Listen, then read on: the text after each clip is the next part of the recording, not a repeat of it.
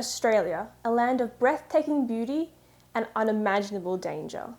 While most tourists fear things like snakes and spiders, the usual suspects, there is one creature more fearsome than the others: the drop bear.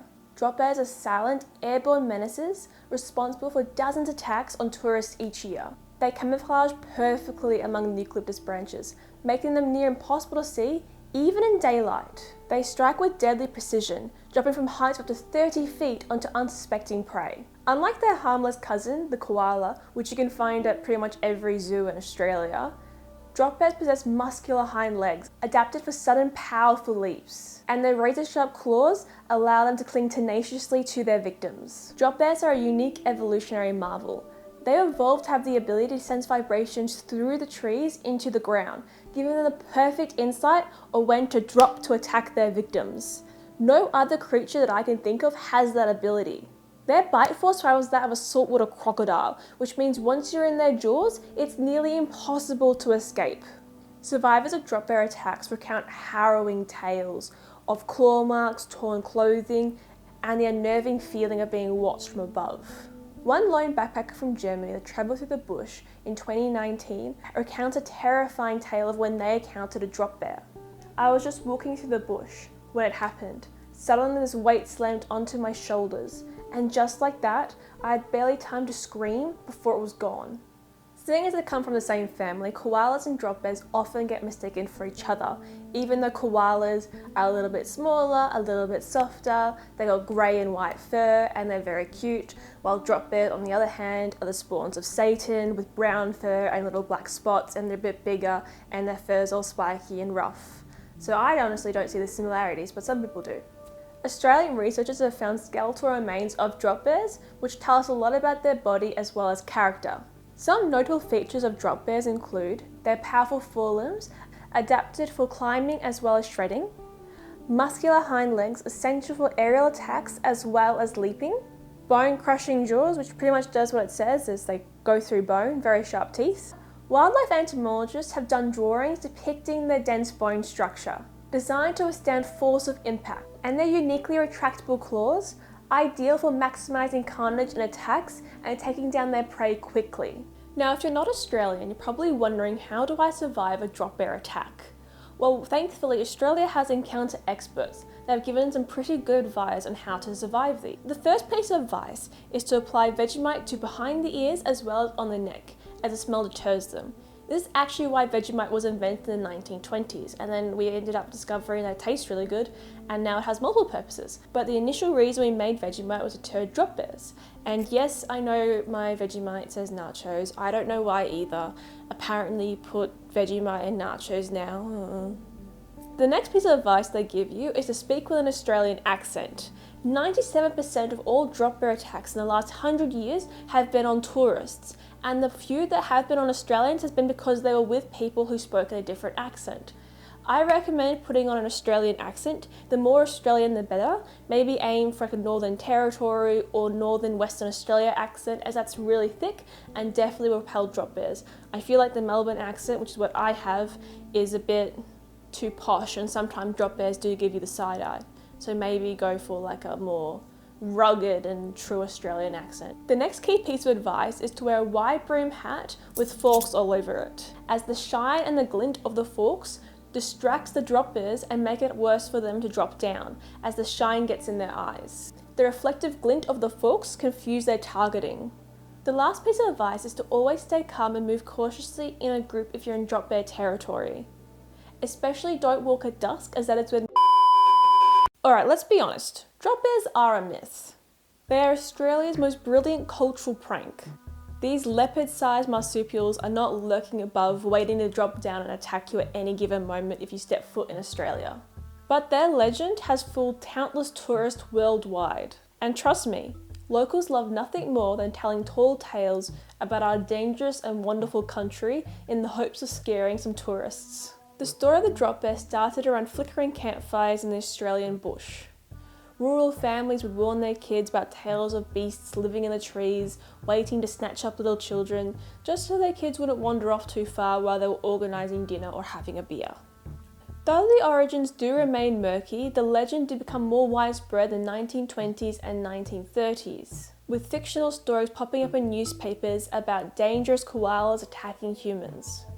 The story gained some real momentum in 1967 when the magazine called Army, which is a magazine about the Australian Army, which I actually didn't know existed, but here you go, mentioned the dreaded drop bear.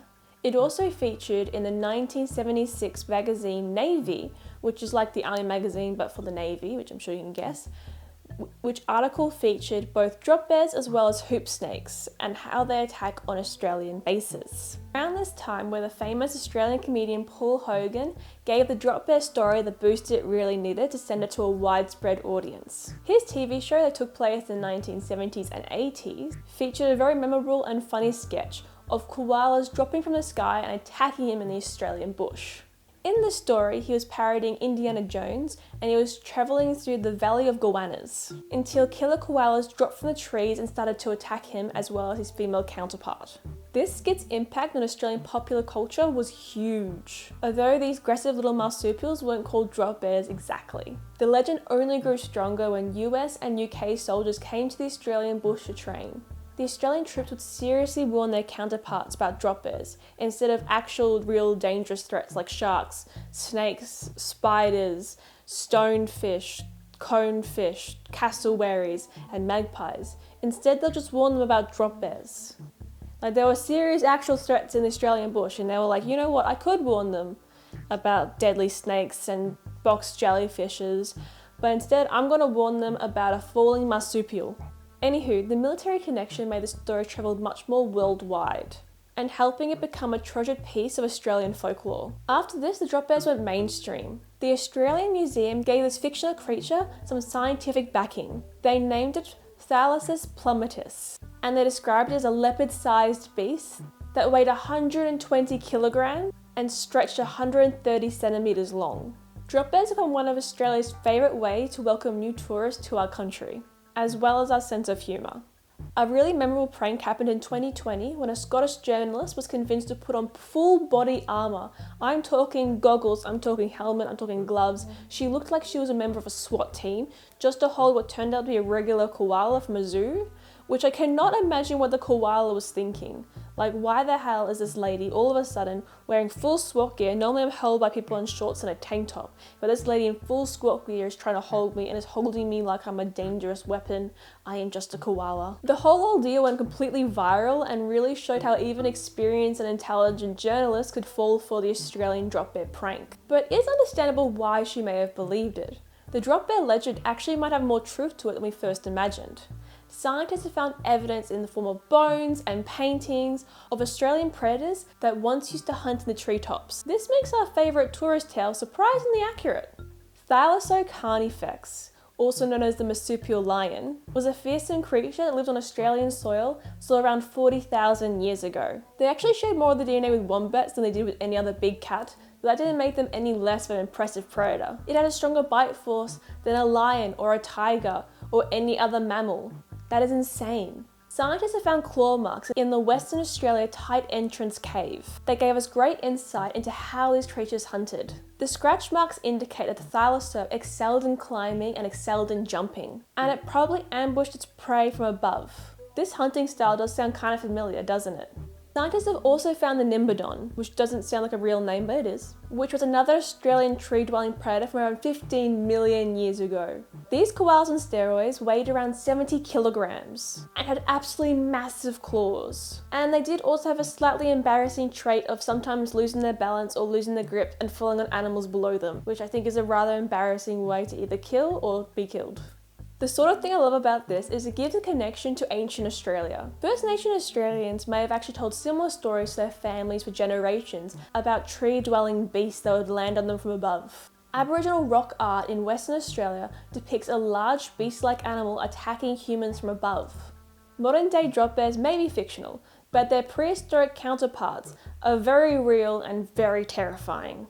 There are multiple psychological factors on why people still believe in the drop bear myth. The myth partly persists due to the fact of Australia's reputation of dangerous wildlife. If kangaroos can box, why can't it be killer koalas? I mean, we literally have a see-through, non-sentient jellyfish that could kill you in less than 20 minutes. Also, the drop bear myth creates a sense of community. The legend creates a shared experience, similar to that of Vegemite. It's familiar and fun to locals, but a bit confusing to outsiders. The Australian tourism industry now features drop bears extensively. Local tour guides will tell tales and go on walks recounting drop bear sightings and experiences. And the tourism sector has completely adopted this myth. For example, drop bear plush toys, protective gear, mainly sold as like novelty items like drop bear proof goggles and drop bear proof hats. And let's not forget the official drop bear survival guides. Drop bears represent one of Australia's most brilliant cultural pranks that's evolved from simple campfire stories all the way to becoming mainstream and a global phenomenon. Countless tourists have fallen for the myth, and I hope they continue to do so because it is very funny. I know I have told my cousins from the UK quite a few times about our deadly Australian animals, and I definitely know that drop bears and hoop snakes were a very common one back when I was younger. But our beloved drop bears also teach us something very special. Australia might house some of the world's most dangerous animals, but it's our unique sense of humour that really set us apart. But I still recommend you keep your eye open if you're going into the bush, because even though drop bears aren't real, we still have plenty of other dangerous animals, like for example snakes and spiders, and let's not forget the famous black panther or the lithogo panther of Australia, because that one's definitely real.